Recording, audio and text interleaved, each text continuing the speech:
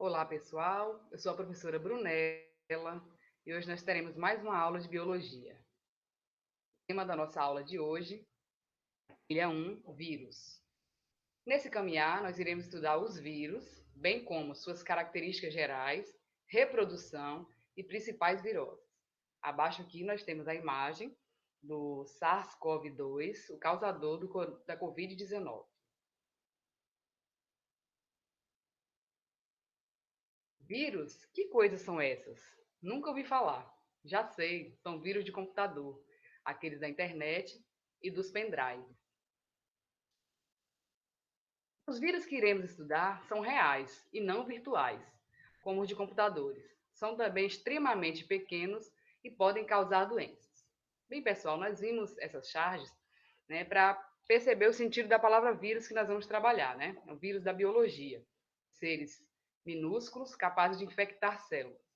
Eu deixei em destaque aqui a palavra podem causar doenças, porque durante muito tempo os cientistas relacionavam os vírus apenas como causadores de doença, né?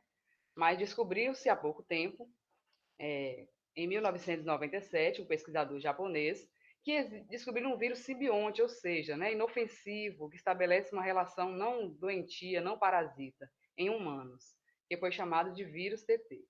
Mas a maioria dos vírus, eles são infecciosos e causadores de doenças. Vírus, um ser à parte. Sobre o surgimento dos vírus, existem algumas teorias. A teoria dos elementos subcelulares. Essa teoria defende que os vírus seriam provenientes de uma molécula de RNA. A outra teoria defende que os vírus teriam se originado de seres unicelulares de vida livre, que por uma perda progressiva de suas propriedades celulares, criou uma certa dependência, tornando-se um parasita intracelular obrigatório. Entre a comunidade científica existem muitas controvérsias acerca dos vírus, se ele é um ser ou não é um ser vivo.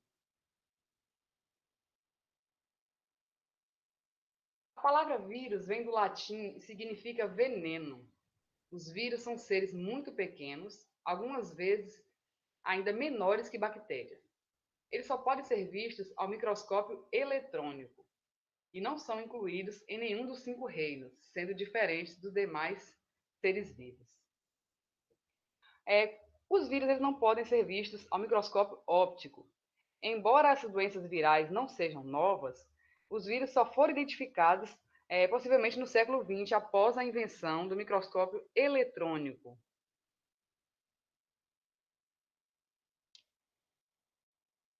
Temos aqui imagens, né, de um vírus da gripe, e temos imagens do vírus SARS-CoV-2, que é o causador da Covid-19, uma pandemia que tem afetado, né, em grandes proporções a saúde no mundo. Vamos agora conhecer algumas características que são gerais dos vírus, né? Primeira característica, o vírus não possui organização celular. Nós aprendemos lá no primeiro ano, né, durante a teoria celular, que o corpo de todo ser vivo é formado por célula. Então, nós temos aqui, né, um ser que não possui organização celular, ou seja, seu corpo não é formado por célula. Não tem membrana plasmática, nem citoplasma, como nem o citossol e também organelas. Não possui núcleo celular. Como é que é formada, então, a estrutura desse vírus? Eles são formados basicamente por uma cápsula de proteínas que abriga dentro delas o seu material genético. Então, tá aí a primeira característica geral do vírus é que ele não possui organização celular. Aqui é o esquema de um vírus denominado bacteriófago. Esse vírus ele só parasita bactérias. Lembrando que os vírus eles são específicos, não é qualquer vírus que infecta qualquer tipo de célula. Eles são específicos. Esse aqui, ele infecta somente bactérias, por isso ele é denominado bacteriófago.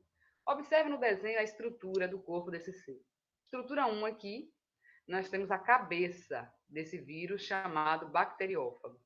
A estrutura 2, essa aqui, que engloba todo o corpo, é chamada de cauda. A estrutura 3, que está aqui dentro da cabeça do vírus, é o DNA viral.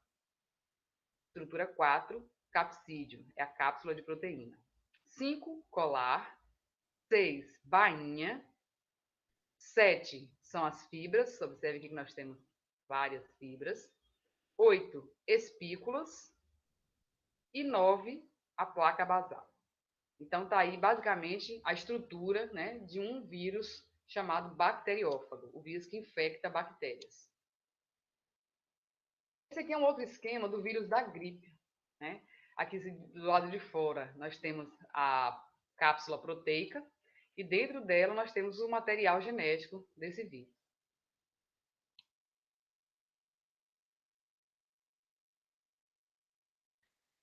A segunda característica geral do vírus é aquela onde ele não possui o metabolismo próprio. Nos vírus não ocorrem as reações químicas que são observadas no interior de uma célula viva.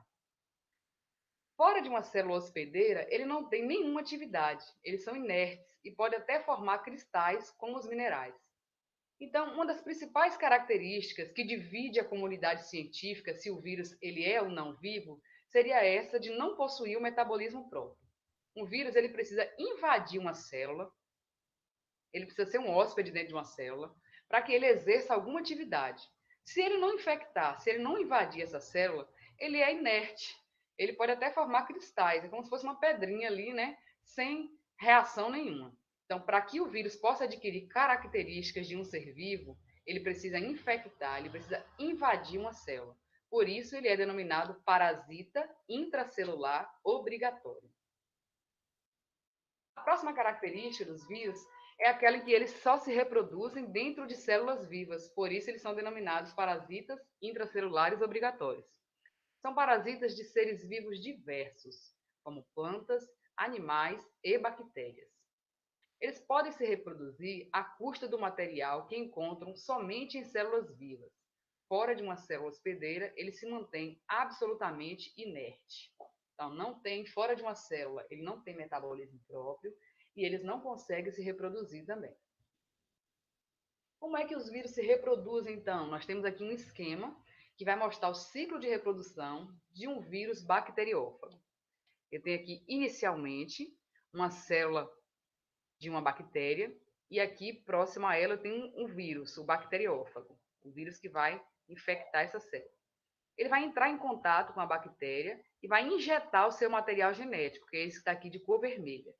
Então, esse material genético do vírus, ele é inserido aqui, ó, juntamente com o da bactéria, e começa a se reproduzir dentro dessa célula bacteriana. Então, você observa aqui dentro o material genético, tanto do vírus, que é o de cor vermelha, como o azul, que é o material da bactéria. Então, novos vírus são formados aqui dentro, né? E quando eles já estão formados, a bactéria é rompida e esses vírus são liberados no ambiente. E assim recomeça o ciclo. Então, vocês podem observar aqui que ele necessita de uma célula para que a reprodução ocorra dentro dessa célula.